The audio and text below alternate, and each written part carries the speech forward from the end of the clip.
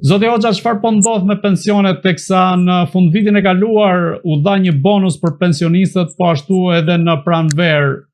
Çfarë pritet këtë radhë me krijimin e qeverisë së re dhe çfarë politikash nisur nga ajo që ju keni parë deri tani mund të ketë qeveria e re kundrejt shtresës së pensionistëve? Atëherë, në lidhje me pensionet, qeveria ka folur gjithmonë, ka patur 3-4 iniciativa për të trajtuar ligjin e ri të sigurimeve shoqërore, pra për ta ndryshuar këtë ligj që ekziston dhe për të ndryrur në këtë ligj ose për të nxjerrë një ligj të ri, e cila faktikisht megjithëse është propaganduar që në gushtin e vitit 2024 ka dalë ministri i financave dhe ekonomisë të asaj kohe, në njerë pas takimit që bëri Asambleja e Partisë Socialiste në Dajt, dhe u shpres që me 1 tetor do të fillonte të hynte në fuqi ligji i ri i sigurimeve shoqërore.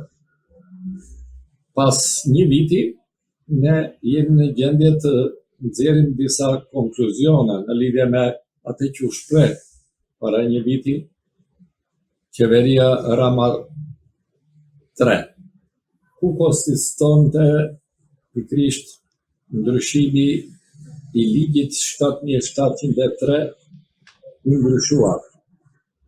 Konsistonte pikërisht në atë nevojën që ka ligji i sigurimeve shoqërore për të ndryshuar për 2 arsye. Para njerë për të përmbushur më mirë nevojat e qytetarëve në pension, sepse ky ligj tregovi që nuk mund të përmbushte mjaftueshëm interesat e qytetarëve. Dhe e pa në këtë këndvështrim i ndodhur edhe përballë presioneve të ndryshme të grupeve të caktuara të interesit, duke futur minatorët, tetrabelgjikët, parabelgjikët, pjesën tjetër të pensionistëve, të cilët kërkonin jo thjesht një bonus në fund të vitit, po kërkonin që kjo të ishte jo fakultative, domethënë që qeveria me veprimet ose mos veprimet e tij sa herë të paraqitej nevoja dhe që i duhej të vepronte mbi pensionistët, o të jepte o të mos jepte. Pra, pensionistët kërkonin të formalizohej në një ligj të veçantë dhe të ishte i prershëm pjesë e pensionit në vazhdim të rritjes pensioneve, jo të thjesht një bonus që jepet në fund të vitit ose qoftë edhe asaj që u dha në shkurt të vitit 2025. Duke parë këto veprime, po edhe takimet e tjera që janë ndarë nga grupet e interesit dhe Bankës Botërore, gjatë muajve prill dhe maj të vitit 2025, pra para se të zhvilloheshin votimet e 11 majit, ajo kërkovi atë që u quajt ndryshimi kapitullit 3, që është kërkesë e Evropës së Bashkuar që Shqipëria si vend që kërkon të aderojë në këto vende, të plotësonte disa kushte dhe për këtë duhet të plotësonin në letër fillimisht disa standarde ku futeshin edhe jo vetëm ndryshimi i legjislacionit, që të ishte konkurrues me ligjet që ka në këto vende europiane, ku ne duam të aderojmë, por njëkohësisht, de facto, qeverisë shqiptare e është kërkuar të zbatojë ato që shkruan, jo thjesht për t'i hedhur në një letër. Pikërisht pra, a ka të njëjtin standard të qeveria shqiptare kundrejt pensionistëve, ashtu siç ka në Bashkimin Evropian? Atë po themi, domethënë, ajo është quajtur ky dokument është Shqipëria e viteve 2030 shprehur. Motamom në lidhje me këtë problem. Dhe ajo që është për të trajtuar edhe për të vënë në mendje të qytetarëve që na ndjekin, është fakti që në vitin 2030, thotë kryeministri i Shqipërisë, ne do të kemi pensionet 200 euro minimale. Tash pyetja bëhet, sot ne kemi pensionin minimal në qytet rreth 190.000 lekë. 187.000 është realisht. Në qytet dhe 114.000 në fshat. Të thuash që pas 5 vjetëve pensionistët do marrin një pension 200 euro, do të thotë që këto 5 vjet ti t'u japish 10.000 lekë t'ja ushtosh gjithsej.